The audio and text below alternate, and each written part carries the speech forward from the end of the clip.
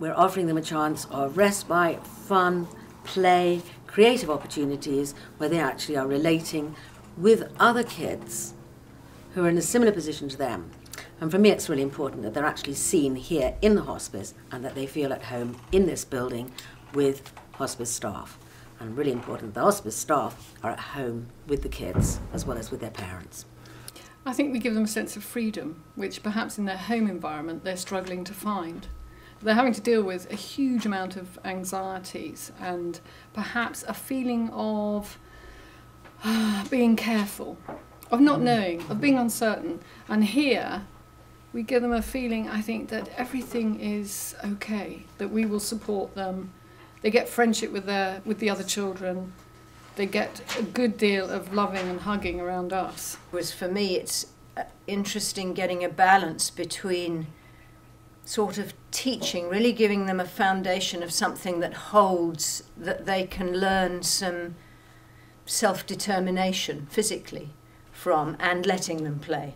And my sense is often that with adults, it'll be a lot about awakening the sense of play. And with kids, it's somehow, with younger people, how to boundary the play so that so it's not all chaos.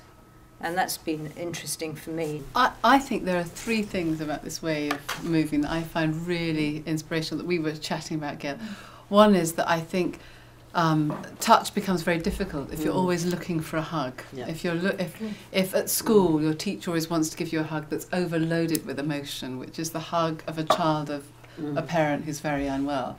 And if you can touch people in a way that enables them to embrace the contact with someone without the overwhelming it with emotion, it actually enables them to grow with it. And I think that's really interesting.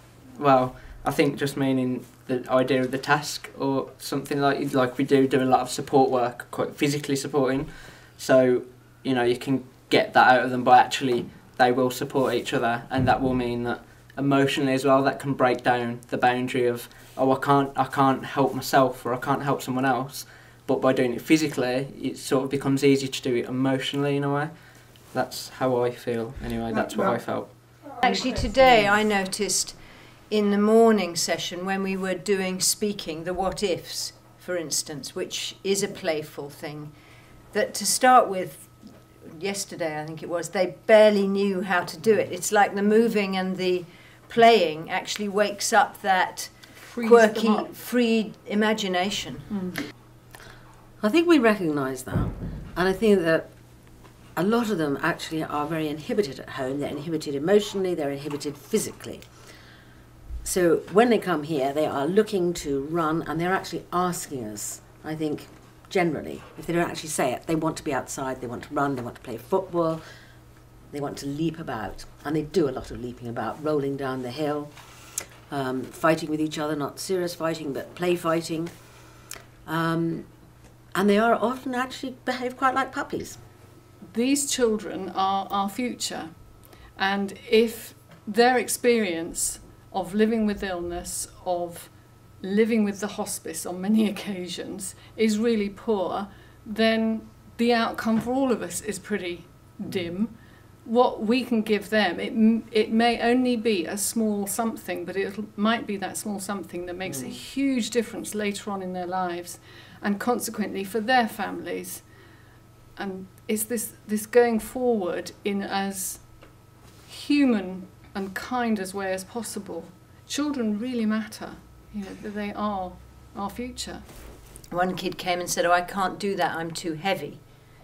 And just the moment when she was able to let me support her in quite a playful thing, and this sort of joy lights up. And it's a very physical thing. To be lifted feels great. And similarly on the other side, if you're collapsing underweight, to find, and you see something gets bright, to see the ability, the delight when those that have been able to support me, they go, I can lift her up, I can lift her up, and there's something, vibrant about that. If you are constantly supporting someone else, how can you be supported?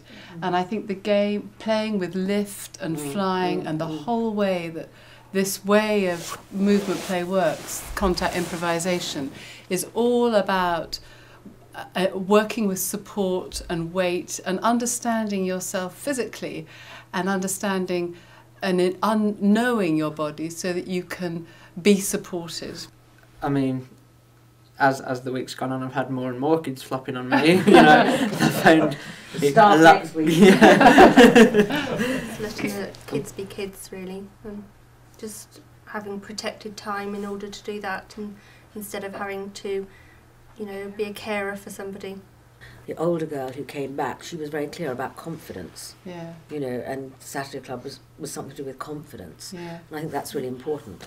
You know, that they feel they can be and do, and they sense. And I mean, there were several kids that we saw, particularly older girls, who suddenly found that actually they could fly. Yeah. They could Yeah. balance. They could climb. They could creep. And I think that's fantastic. Whereas for me, it's interesting getting a balance between sort of teaching, really giving them a foundation of something that holds, that they can learn some self-determination physically from, and letting them play. And my sense is often that with adults, it'll be a lot about awakening the sense of play. And with kids, it's somehow, with younger people, how to boundary the play so that so it's not all chaos. And that's been interesting for me. So I think there are three things about this way of moving that I find really inspirational that we were chatting about, Gail. One is that I think touch becomes very difficult if you're always looking for a hug. Yeah. If at school your teacher always wants to give you a hug that's overloaded with emotion, which is the hug of a child of a parent who's very unwell. And if you can touch people in a way that enables them to embrace the contact with someone without the overwhelming it with emotion, it actually enables them to grow with it. And I think that's really interesting. Well, I think just meaning the idea of the task or something like we do a lot of support work, quite physically supporting. So, you know, you can get that out of them by actually they will support each other, and that will mean that emotionally as well, that can break down the boundary of, oh, I can't help myself or I can't help someone else. But by doing it physically, it sort of becomes easier to do it emotionally in a way.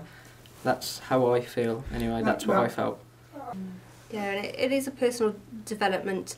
You know, for me, it was something that I felt that I wanted to try and sort of, you know, improve on and discover more about, because I did feel that probably because I don't have children, you know, myself, not knowing what to say back to somebody if they're asking me, you know, is mummy going to die? Because you can't get around the fact that sometimes, yes, you know, that's going to happen. So it's, you know, just trying to get little bits, you know, to go in your toolkit that you can use. Why do we just not have therapy? Because therapy is offered at different places to kids at different ages, and what we're offering is a chance just to be a person in a natural situation.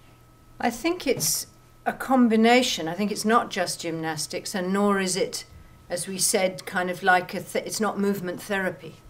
It is about addressing and giving an experience for the whole child within the whole family, you know, which is the ethos. Something about that playing is natural and the body is natural, and these situations of stress kind of fragment that a bit.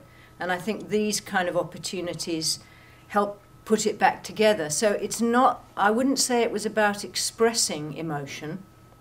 This is not, there are times for that, or feeling. It's something about getting to almost what's underneath that, which does relax the nervous system, you know, actually being active. The third thing is about trust that I think is really important. I think if you have a parent who is very unwell or who might die, you can't trust that tomorrow will be a safe place.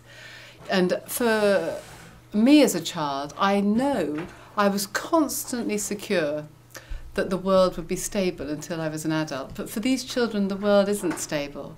And actually working in pairs and learning to trust each other by trusting you can fall into them, and finding the reserves in yourself. As we always say at the beginning of each session, you have to know how to look after yourself, but finding the strength to know when you can trust, but actually you're working with pairs and groups to learn how to trust each other and to learn how to carry yourself to enable you to have the strength and the reserves to work with that. And I think that what's interesting is that this form of movement play is actually perfectly geared towards working with children in this situation, because it enables them to learn the reserves and strength to deal with tomorrow, to work with touch in a way that embraces relationship without too much emotion, and to learn to be supported as well as to support, and to trust that tomorrow will come. Is it support?